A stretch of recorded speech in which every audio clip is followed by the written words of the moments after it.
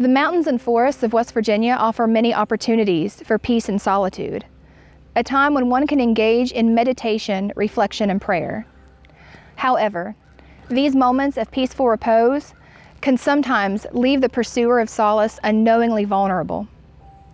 In an instant, an act of senseless violence can shatter a moment of blissful silence into 1,000 noisy pieces.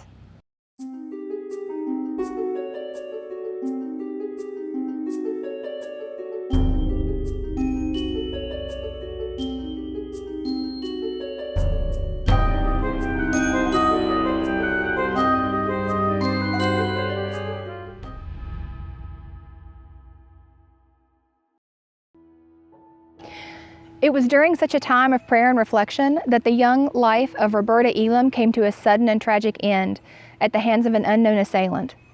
Nearly 40 years later, her brutal rape and murder remains one of the most heinous, unsolved crimes West Virginia has ever seen.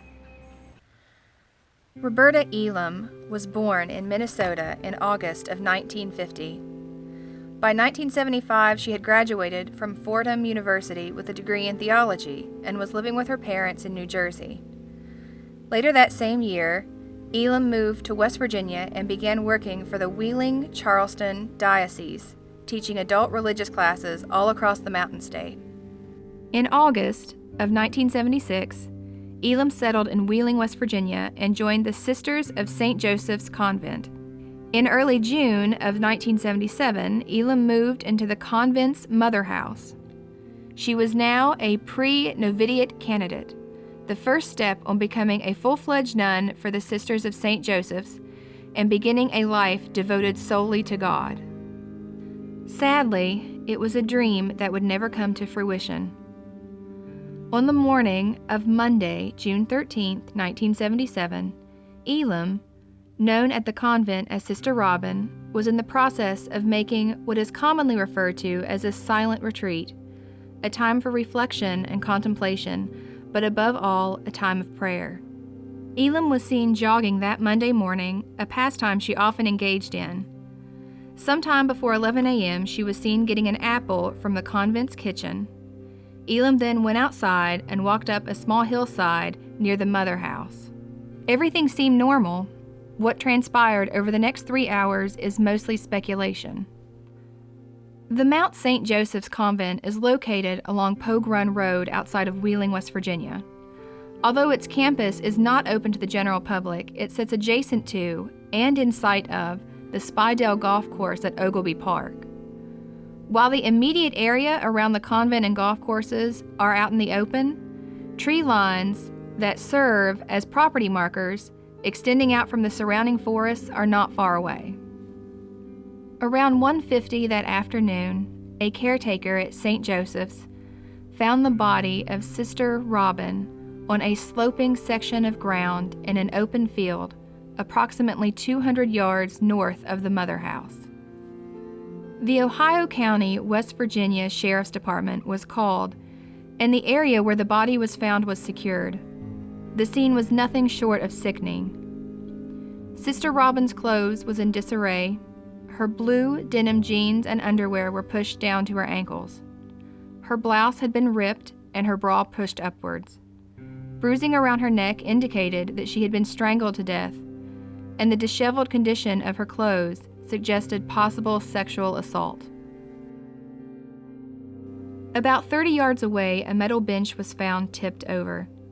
A prayer book and a bag belonging to Sister Robin were found near the bench. Some tall grass near the tree line appeared to have been recently disturbed. However, aside from the body, the prayer book, bag, and the overturned bench, the crime scene was agonizingly void of any clues. Police questioned the nuns at St. Joseph's Mother House. Several of them reported having seen Sister Robin leave the kitchen area after picking up an apple. They stated that not long after leaving the kitchen and walking up a nearby hillside, they heard a loud voice or voices from outside, but at the time felt it was likely golfers at the nearby course. Only later would they recall the voices seem high-pitched in nature. The area where Sister Robin's body was found was thoroughly searched. Bloodhounds were brought in, and a full canvass of the surrounding area was made. Golfers at the Spydale course reported that they had not seen or heard anything out of the ordinary that day. Initially, police theorized that Sister Robin may have been kneeling in prayer on or beside the metal bench and was attacked from the rear, her assailant emerging from the nearby trees and striking from behind.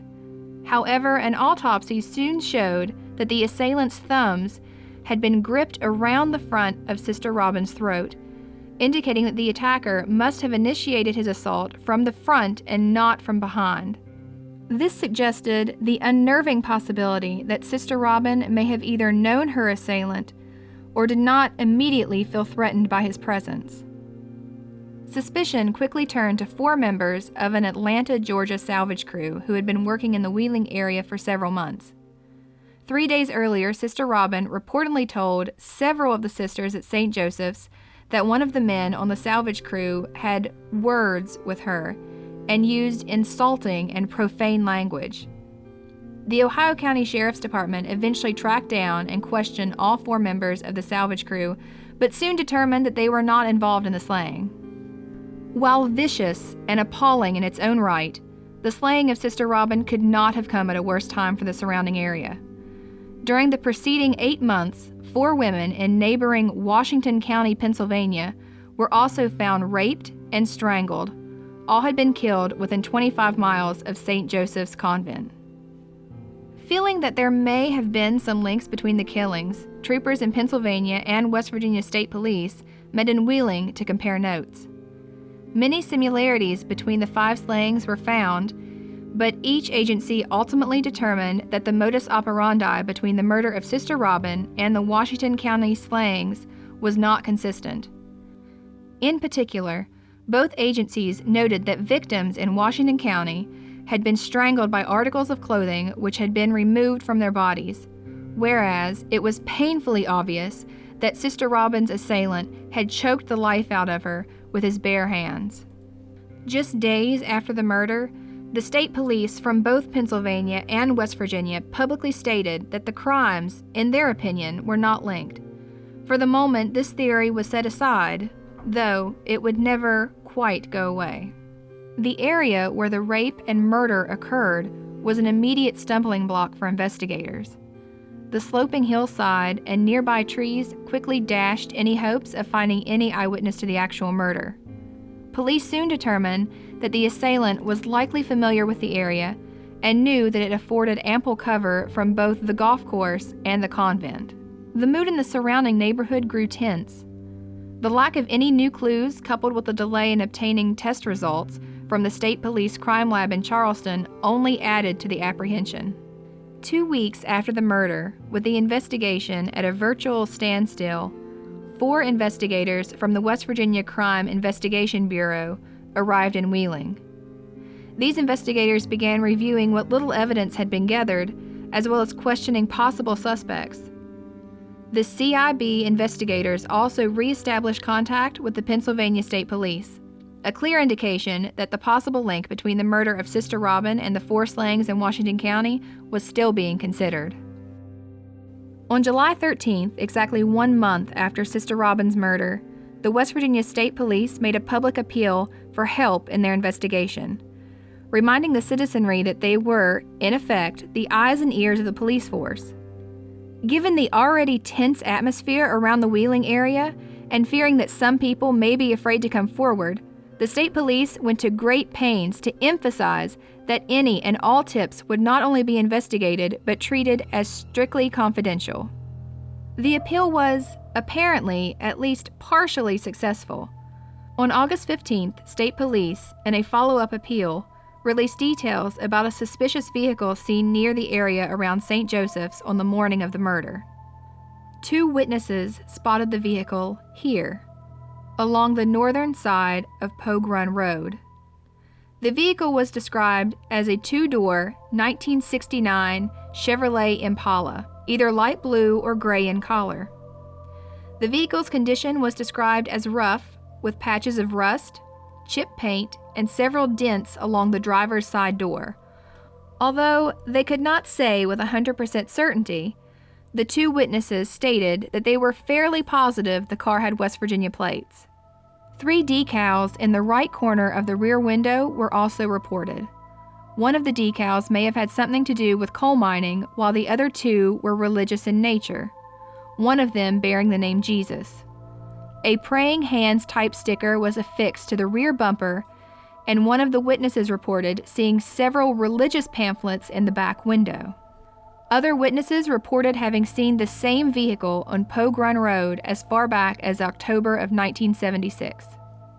A man, described as unkempt and shady, was seen in or near this car by 3 witnesses, 2 on the morning of the murder and 1 several days previous. One of these witnesses stated that he observed the car parked along Pogue Run Road just past the intersection of Greggsville, Clinton, and Potomac Road. The unknown male was observed leaving the car and crossing to a small embankment on the side of Pogue Run Road, which paralleled St. Joseph's property. This location was confirmed by a second witness on the date of the murder. The witnesses claimed to have seen the unknown male and the vehicle between the hours of 10:30 a.m. and 11:30 a.m. The second witness, upon learning of the murder, returned to the intersection of Pogue Run Road and Greggsville, Clinton, and Potomac. He claimed to have found tire marks heading west on Pogue Run Road, then turning right onto Greggsville, Clinton, and Potomac. The unknown male reported to have been seen in the area was described as a white male between 30 and 40 years of age, approximately 5 feet 10 inches to 6 feet tall with a dark complexion. He was broad-shouldered with a medium build, and his hair was described as black and shaggy, covering his ears. His eyes were black, and he had a 4-day growth of a black beard. On the day of the murder, he was reportedly dressed in blue denim pants and possibly a blue denim jacket. This sketch, the only image of any possible suspect ever released to the public, was created by Brooke County, West Virginia Special Investigator Richard Volgamore, and was first made public on August 31st of 1977. Despite the release of the vehicle and suspect's description, coupled with a public plea of help from the police, the lead slowly dried up and the investigation into Sister Robin's death went cold.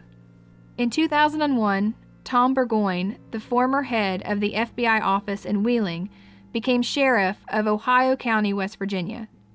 He decided to take a fresh look at the 24-year-old murder. Burgoyne felt that many of the advances in DNA technology could possibly breathe fresh life into the moribund case. Then Sergeant Danny Swiger of the West Virginia State Police was thinking along the same lines.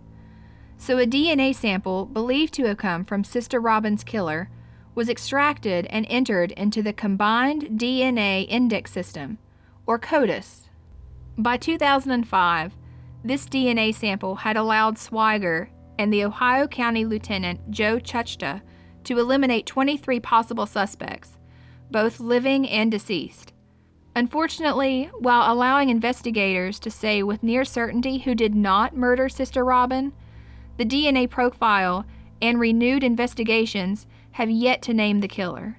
As of 2017, nearly 40 years since Roberta Elam's death, the crime remains unpunished and the case cold. The Mass of Resurrection for Roberta Elam was held at the Mount St. Joseph's Chapel on June 15, 1977.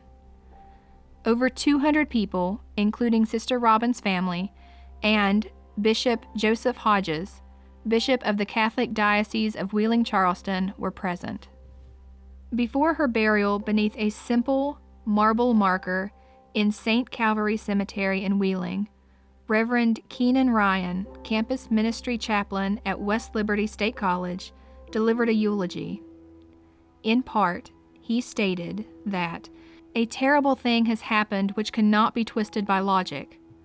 We stand numb and drained. Our faith is battered. Father Keenan described Sister Robin's life as one that transcended the tragedy of her death. Quoting from a letter that Sister Robin had written, asking to be accepted into the Sisters of St. Joseph, Keenan recalled, for all, the humbling words of a loved one who had been taken from them so senselessly. This has been a grace-filled year for me, a time of deep conversion in my life, a call to reconciliation with myself, and with God. The unbelievable love and acceptance I have received from the Lord and those directing me in this past year is finally believable. While still classified as cold, the investigation into the murder of Roberta Elam has never really stopped. Despite the frustrating lack of physical evidence and no real solid leads to point to a suspect, officers like Danny Swiger and others refuse to be sent back to square one. After all, someone has gotten away with murder for nearly 40 years. To those who knew Sister Robin, giving up or conceding defeat would dwarf even murder as the greatest of sins. If you have any information about the murder of Sister Roberta Elam, please contact the West Virginia State Police Wheeling Detachment at 304-238-1100.